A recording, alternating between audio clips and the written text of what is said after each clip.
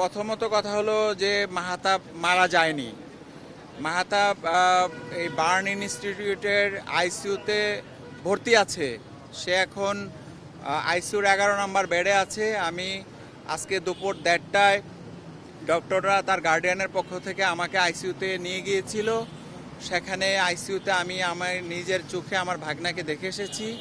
সে নিজে থেকেও আইসিইউতে নিঃশ্বাস নিতে পারছে এবং সে ডক্টররা বলেছে যে তার চান্স 50-50।